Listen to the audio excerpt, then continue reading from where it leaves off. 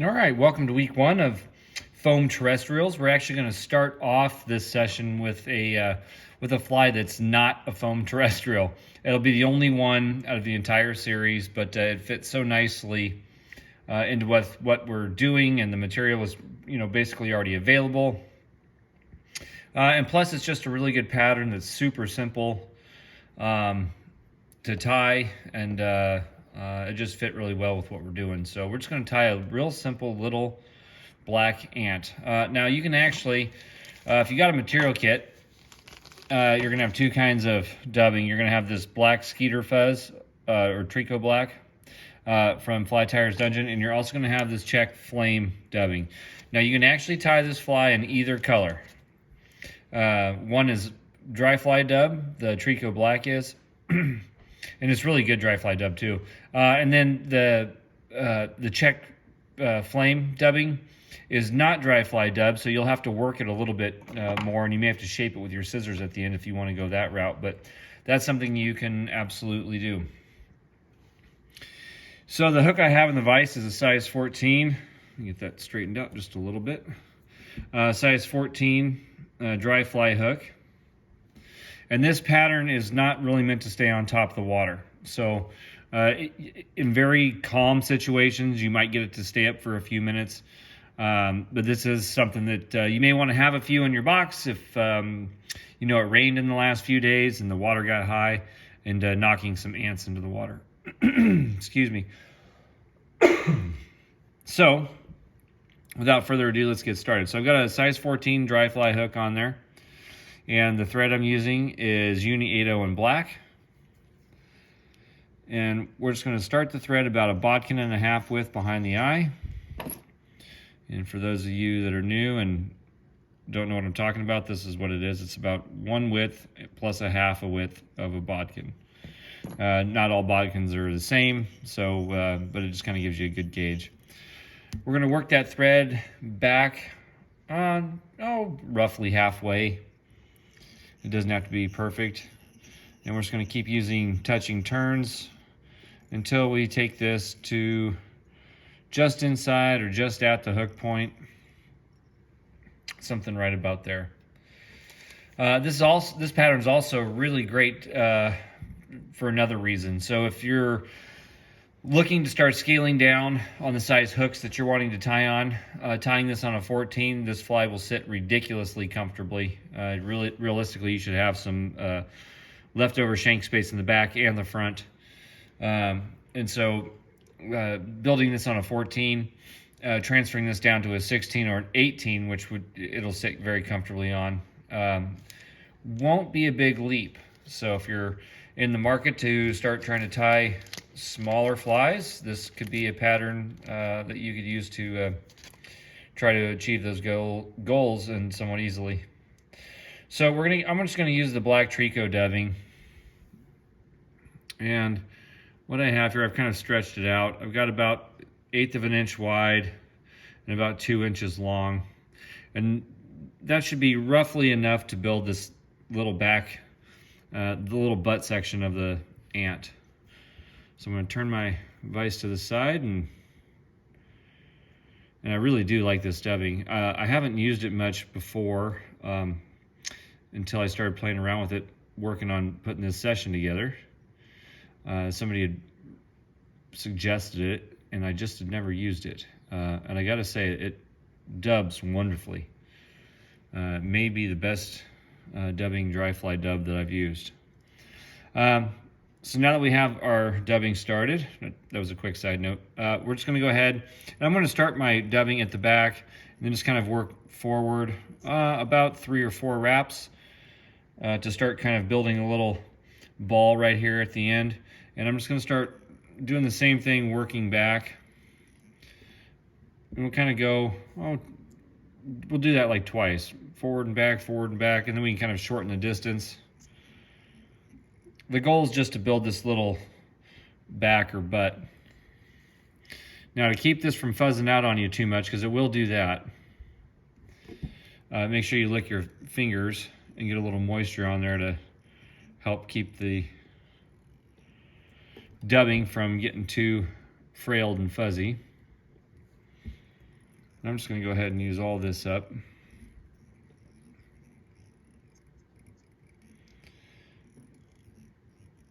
And as we work this back and forth, when you get towards the very end, place your last few turns more towards the center end on top, and that'll help kind of get you that little ant butt shape. You can see it kind of frays out a little bit.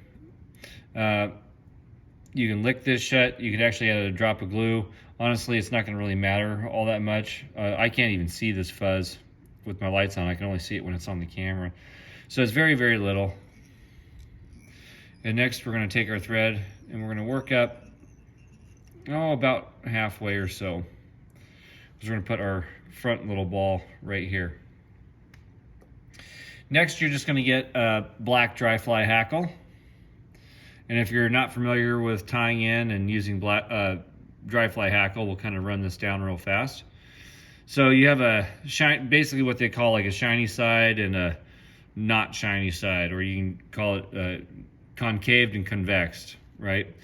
So the convex side is obviously the one that's sticking up. That's going to be the shiny. The concave side will be more of a depression in the middle of the feather. Try and get this at an angle so you can kind of see that. You'll see how there's like a little dip right in there. And so just for terminology wise, just so you know where I'm, when I refer to it, you know what I'm talking about.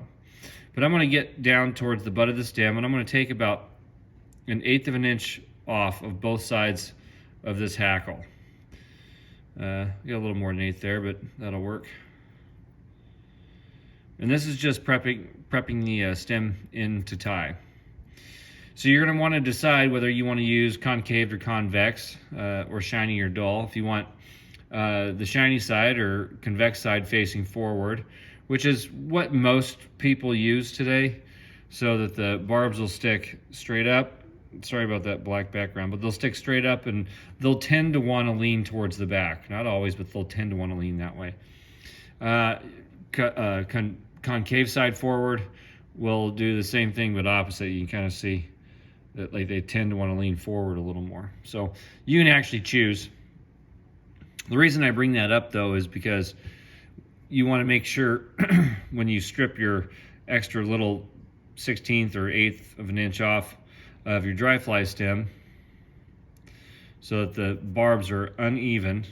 You can see where the black is on the bottom here, and then where the black starts up top, where the little ramp starts to build. That's the section we're going to use to tie it in, as well as this stem, I should say. I made that sound like it was all one sentence. It wasn't meant to be. So once you've prepped that, what we like to do, or want to do, is take that first barbule that you can see, and we want to line that up along the side of the shank. And in this case, I'm going to have the shiny side facing up, or the convex side facing up. So as I come around and tie this in, moved on me a little bit much. May need to angle it high and let your thread roll down on top of it. We're going to angle this stem on the side. I'm going to use nice tight touching turns, bringing my thread all the way back to where that little dubbing ball is. And then again with nice tight touching turns, I'm going to come forward. And we don't really need much here, just really between like 1 and 3 turns. And if your hackle starts to go all over the place, it's not really a big deal. One thing you can do to try to keep it from pulling forward so much is, as you're making your turns, just draw everything to the back. So do a half turn, draw everything to the back. And then once you've done 2 or 3 turns, 3 is plenty. Then we're going to go ahead and cross our thread over that stem and tie it off. And if you trap some hackle fibers, again, it's not a big deal. This is going to be more of like a wet fly than a dry fly. And once we've tied this in with 3 to 5 wraps, I'm just going to sneak my fingernail clippers in here and try to collect the stem and all the barbs at the same time, just to get them out of the way. And if you don't like something that's going on back here, as long as it's tied in nice and tight, we can deal with that later and groom it. So to be on the safe side, I'm going to just take my half hitch tool. It's just the back of a bodkin. And I've placed 2 wraps over the top. I'm going to slide that onto my hook shank, press right up to where that hackle is, and just slide down. Honestly, I don't normally use half hitch knots when I'm building my flies, but for this fly, it actually serves a really good purpose. It'll help put a little tiny bulk right back up against where your hackle is, and it can hopefully stop you from encroaching too far back into the hackle when we start to dub, because we're going to dub pretty much right up next to this thing. You can actually bring your thread forward a couple wraps if you like as well. And then we're just going to go back to our dry fly dubbing. And this time we only want about half the amount that we did before. So last time it was like 1/8 of an inch wide at about 2 inches. This time we want about 1/8 of an inch wide at 1 inch in length. Start it down, slide it up. This stuff does like to grab to this thread really well, so it may not want to slide up to the hook shank if you over twist it. So you may want to kind of leave your twisting a little loose until you're ready to slide it up and then twist it down tight. Okay, so now we're just going to go ahead and basically do the same thing we did in the back. We're just going to build a little bit smaller profile. And we're just going to try to keep up off of that hackle. And then when we get to the end, I'm just going to come in front. I'm going to place about 3 turns in. And really at this point, I'm ready to do a wet whip, or you can just whip finish. Wet whip, for those of you that haven't followed me for a while, is just where you take some super glue. It works best on a brush, and you just wipe it directly on the thread, and then you can see how the super glue is beating up. What this does, especially on smaller flies or in tight situations, you're just going to glue it all shut at one time. So with 4 to 5 turns, you pull your whip finish, it's already glued shut, and you can just trim this guy out. So for grooming, if you want to groom it and you don't like where something is sitting, you can come in, and pick these out one at a time or whatever if you want to. Sometimes you can also take the broadside of your scissors or the bodkin and run these things in a certain direction, either forward or back, depending on which way you want the hackle to maneuver or go, and just draw them where you want them to go. But again, we don't have to make this fly super perfect, and you can also again do the body in this flame color with the black hackle, and that'll work just fine too. So there you go. There's a really simple, this pattern's been around for a very long time. It's proven effective in many cases.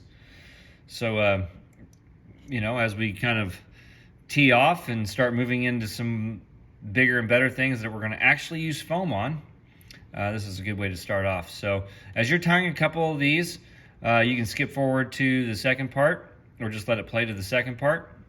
And I'll go over a few things that basically is going to set things up for the rest of the session. We'll talk about how we're going to measure our foam, what I think are some of the better ways to do that, and give you some ideas of how you can do that very simple without having to get any kind of extra crazy tools and whatnot. So hang tight, and we'll get to the second fly for week 1 in just a minute.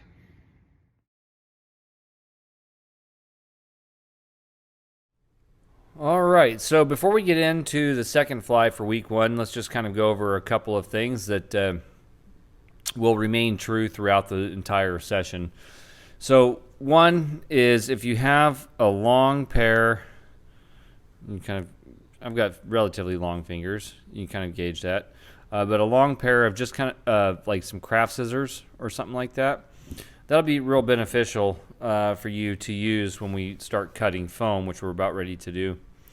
And the reason being is because if you have a nice pair of fly tying scissors or whatever, the foam will just chew these up real fast, and You know, they can be kind of expensive. These are maybe $4, you know, and then something like these are, you know, 17 to 30. So for cutting foam, this is the way you want to go.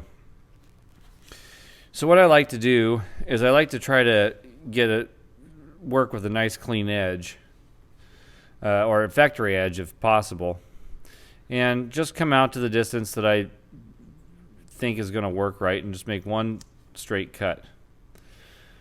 Trying to keep it even all the way across. Now you can do things like mark it out with a ruler, so on and so forth if that's what you want to do, but it's probably not really necessary, and usually I just work off of a bigger block, but to get this on video I can't really do that.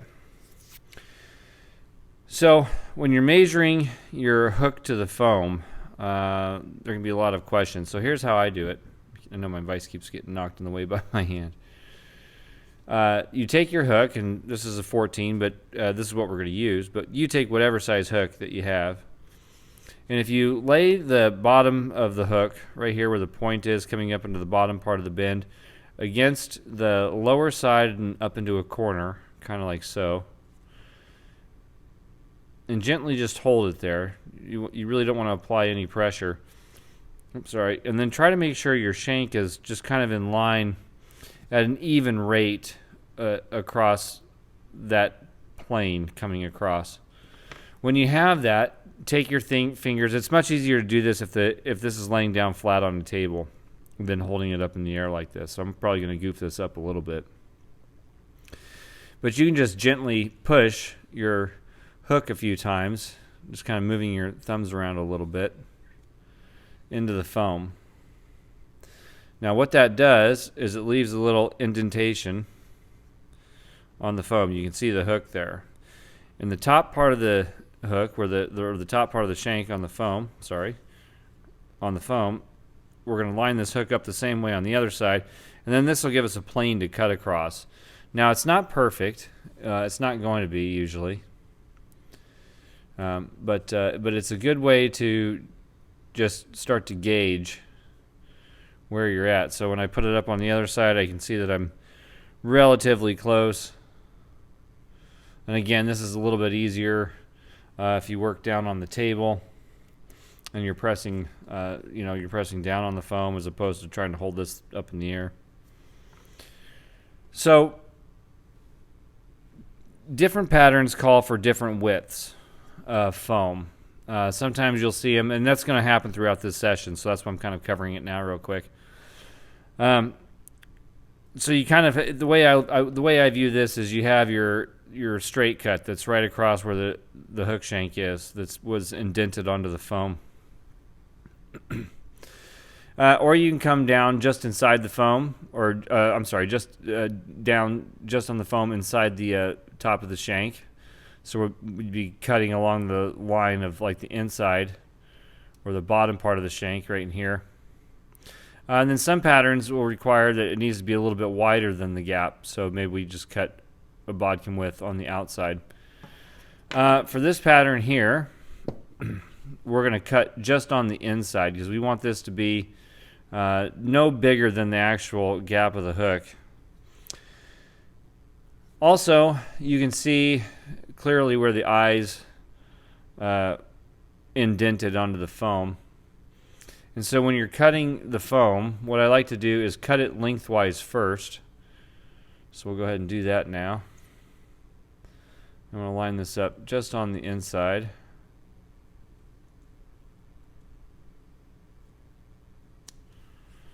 That's good. Got that pretty even all the way across, so you get it pretty close. It tapers and it's ruffled a little bit, but honestly that's just not a big deal. But then if you go back to where your hook eye was, oh, there we go. You can still see a little indentation there. I'm going to clip just in front of that by maybe 1/8 of an inch. And the reason for that is because when we put this on and seat it, I think my light's out. It is. When we put this on and seat it, we want to have extra out front and back of the hook. So Yeah, my light is totally out. What happened there? There it goes. Sorry, my fault. Not sure why it turned off. So when we put the hook in the vise and then lay the foam up next to it, you'll see that we have some distance between the past the bend and in front of the eye. And that's kind of what we're going to be looking for.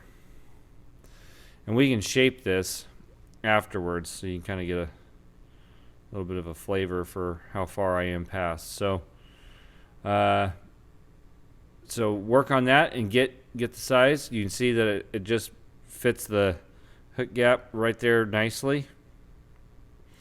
And so get a few of these ready, and then we'll tie here in just a second.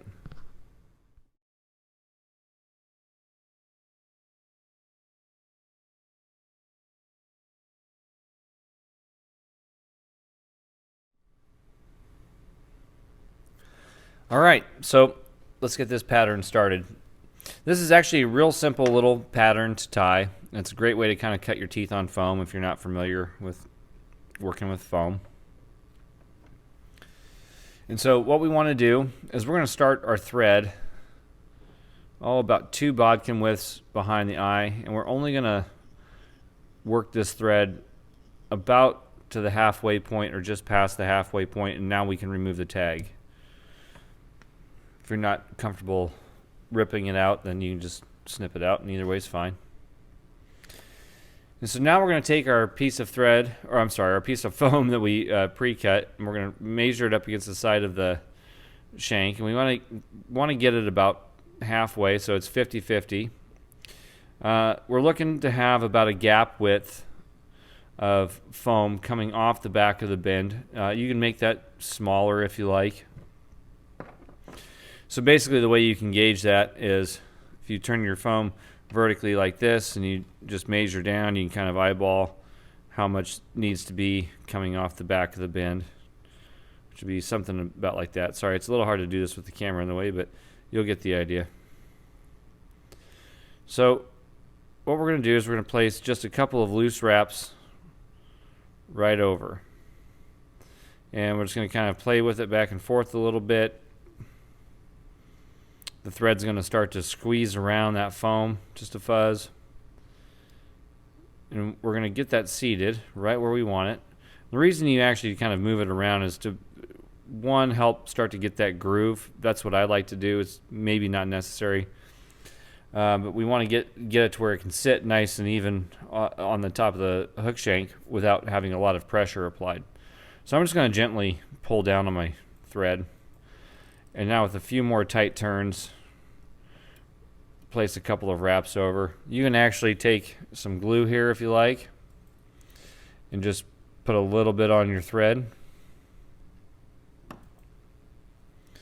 and place a few more consecutive wraps right over the top and pull tight again. And that's going to glue this position or this point into position.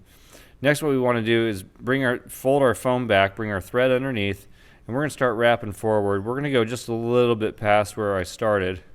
I probably started a little far back. But we're going to bring it forward just a little bit.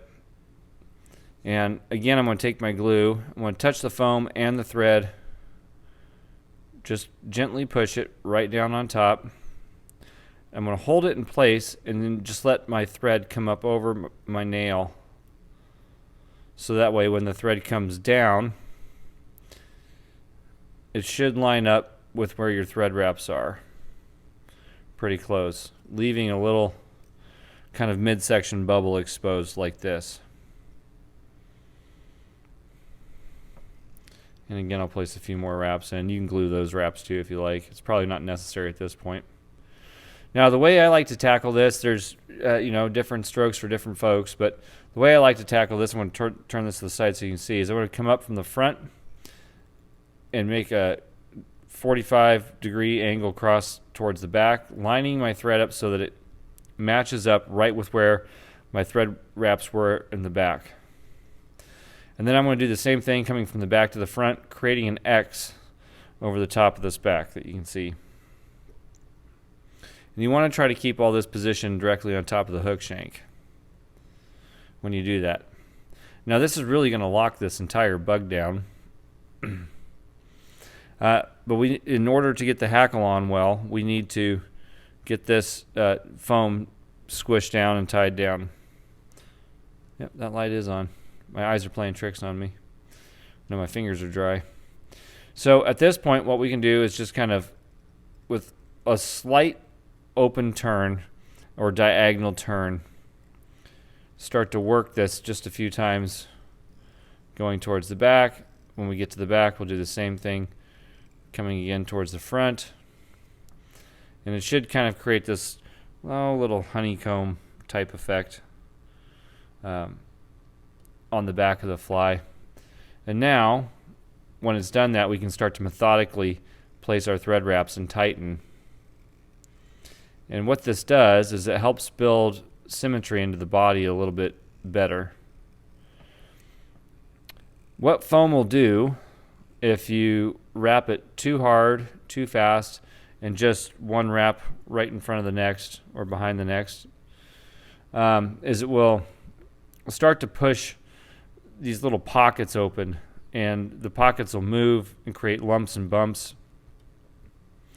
And the thread can also, if you're not careful, cut right through the foam, which we don't want to do. So I'm just going to work this back and forth a few times now that I've done my cross wraps. The cross wraps help keep your normal wraps from sinking down into the foam and therefore cutting it.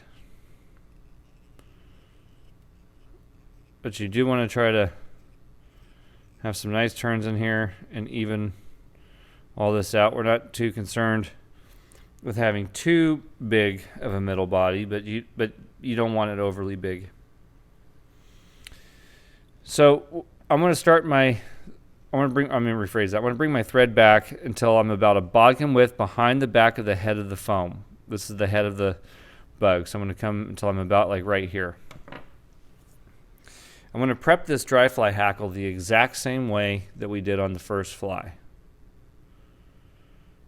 So I'm going to have my concave side facing up. I'm going to strip some of this off. And on this pattern, if you want, you can actually just strip the entire side. We'll go ahead and do that on this fly. You don't have to do this, but just to show that you can get away with this, because the hackle is just for show. It has no purpose or help in buoyancy of the fly itself on this pattern. The foam's going to do all the work for us there. So again, I want to align the larger part, or the lower barb towards the stem up with the beginning part of the abdomen back here, or the midsection back here. So it sits just like this. So in other words, that first barb is lining up right here. And I'm going to try to tie this in again directly on the side and keep it so that it runs in one straight line going across the side of the shank. This can really help keep your things like, it just helps keep the symmetry in here, and it even in the middle, because foam tends to want to get very lumpy and bumpy. And so we're going to go ahead and wrap this forward again.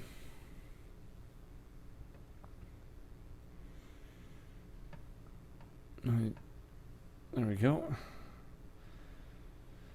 And we're going to be a little hackle heavy on this one.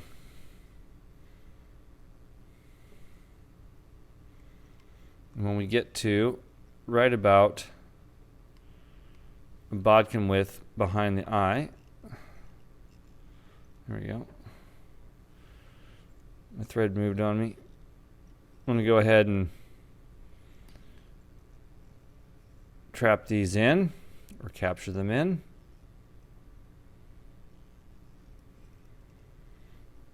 And we can again come in with fingernail clippers or scissors. I really like fingernail clippers for that kind of stuff. And you can glue this part too if you like. It's not a bad idea, adding a little bit of extra glue on some of these foam patterns just because it's sitting on foam, and sometimes your wraps aren't hitting right where you think they should be, or they are not hitting where you want them to be, or it can be a little tricky to see sometimes.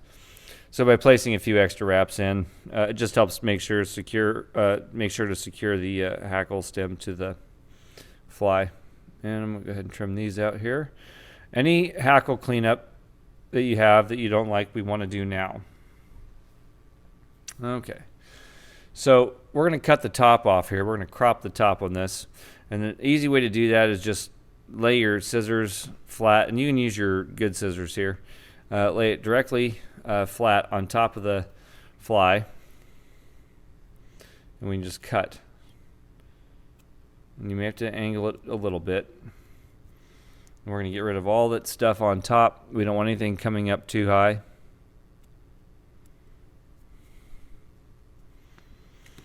Just like so. And next we want to place the wings, and I did have my wing material here. Here we go. So for the wing, we're going to use polypropylene. Some people call this floating yarn. And these will make the wings.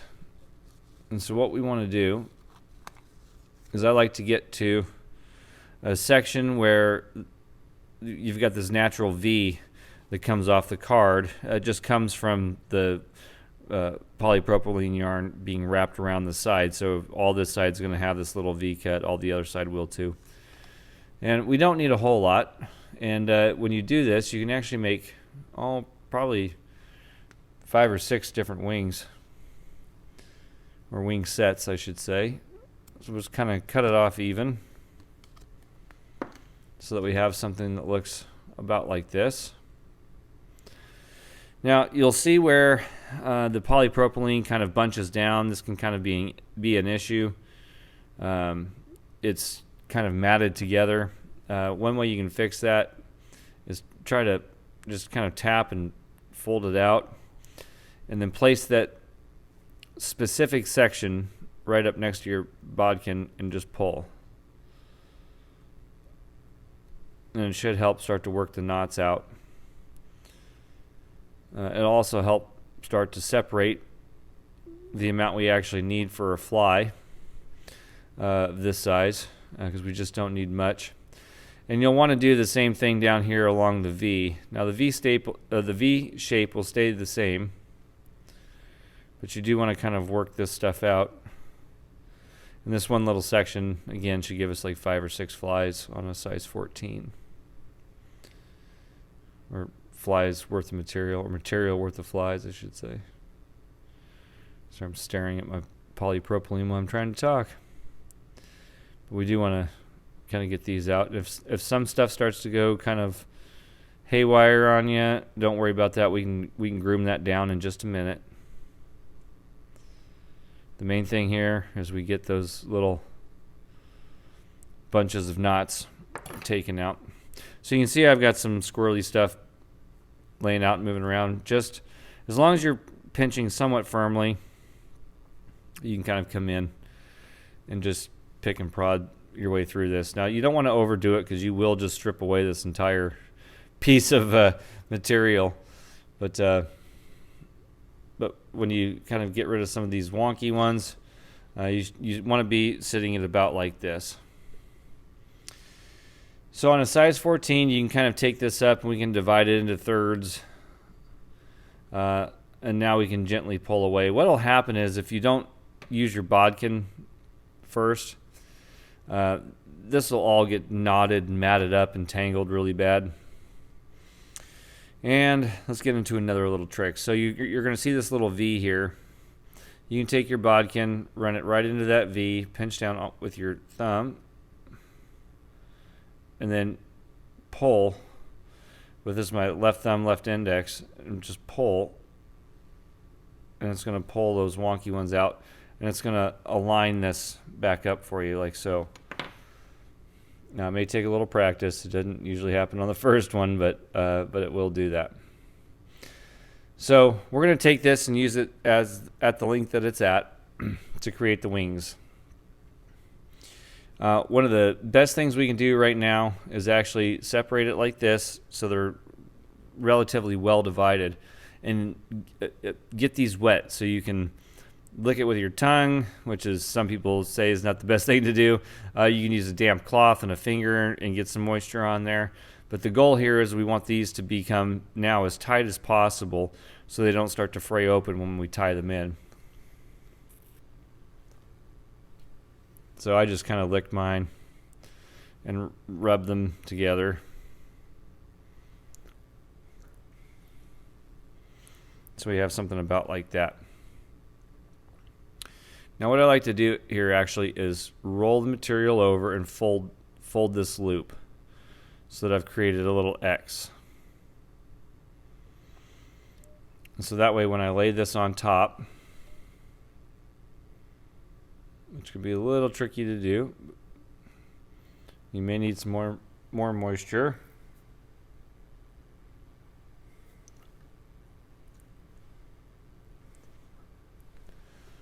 There we go.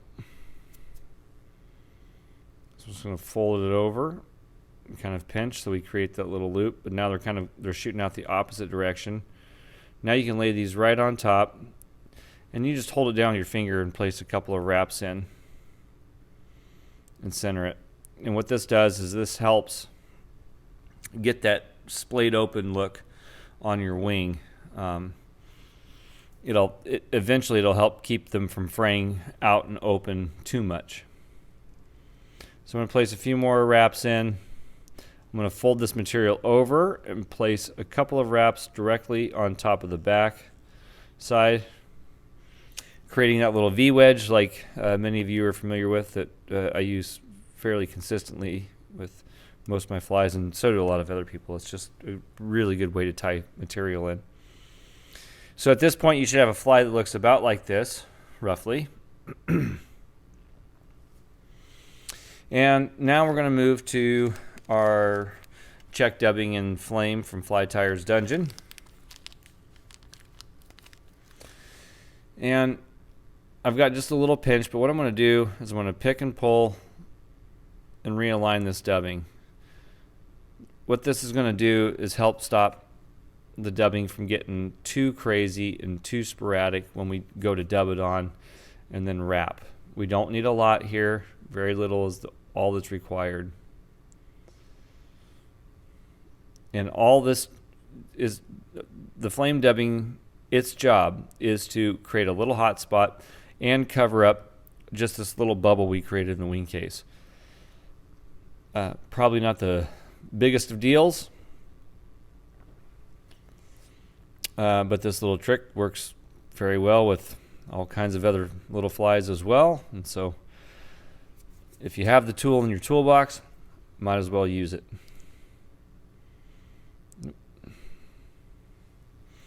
So now I'm just going to slide that right on up. And just going to use that all up. I'm going to fold the head back again and sneak my thread up front and underneath. Now this can be fairly challenging for some of you. So what you can do is you can actually just half hitch this thing shut and glue it, and you should be good to go. Just make sure you've got a little piece of wire or a bodkin or something to poke out the eye with any excess glue. But you can take your half hitch tool with a double half hitch, shove that right up into that foam on the underneath side. So as you're kind of twisting it around and off, you can see that the eye is still completely exposed. If you want to challenge yourself a little bit, which I obviously hope that you do, is get your whip finisher in there and do the same thing.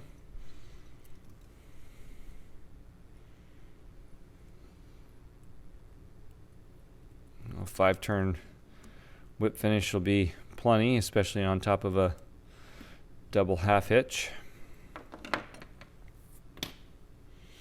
And now we can kind of groom this thing down. So we're going to start with the up front with the dubbing, and I'm going to take out any extra long ones. Now you can leave these as long or as short as you like. Some people like them bigger. On a pattern like this, I like it a little tighter look for the dubbing. And what we need to do is measure the wings and cut them off. So I'm just going to lift these up, and I'm just going to run these wings either right in line with the back side of the fly or at the bend, and that's up to you. Something else you may want to take into consideration is you may want to groom the back end of the fly first so that it doesn't have a square butt. You can easily do this with a pair of fingernail clippers again. And you can groom this right up front, I think I mentioned too. You don't have to wait till the end. It's really up to you. It's a little easier to do up front. But if I would have gone down that tangent then, we'd still be tying in hackle. I'd be explaining stuff. So I really like fingernail clippers to do this kind of work. But you can absolutely get a pair of scissors. Again, if you're cutting foam, try not to use your nice fly tying scissors. And you can take these and shape it until you get the shape of the butt that you like. That's not bad. And then you can come in with your nicer scissors and trim off at the end or at the bend, and that's really up to you. Now, this fly on a size 14 is going to be more of an attractor pattern. It will hold some nymphs fairly well because it's got foam on there. So you can actually use this as a hopper dropper or an indicator fly. And also we can come in and clean up the head a little bit just by trimming these off side to side at an angle to kind of give it that rounded profile. And so there you go. A few things for you to work on this week as you find the time for you to sit down and enjoy some good old-fashioned fly tying. So as always, if you have any questions, drop them below here on YouTube, or if you're over at Facebook, you know where to find me, over at Fly Tying for Beginners. That's how you can get into the live classes if you want. Actually, and also now you can join us over at Fly Vault. It's a paid membership site that me and my wife started. And we think it's going to be really good. We've kept it really cheap, but you're going to get a lot of really cool tools that you fly tying, digital fly tying tools that you won't have anywhere else. And so we're still in the testing phases and the promo phases, or prototype phases, I should say. And so if you want to jump over there and help us out to help the fly tying community worldwide, we'd always appreciate that, and we'd love to see you over there. But you can also get the link to the live classes in there now as well, in the Fly Tying for Beginners on Fly Vault. So other than that, everybody, happy tying. Great to be back. Can't wait for week 2. And happy tying. We'll see you later. Have a great week, everybody. Take care.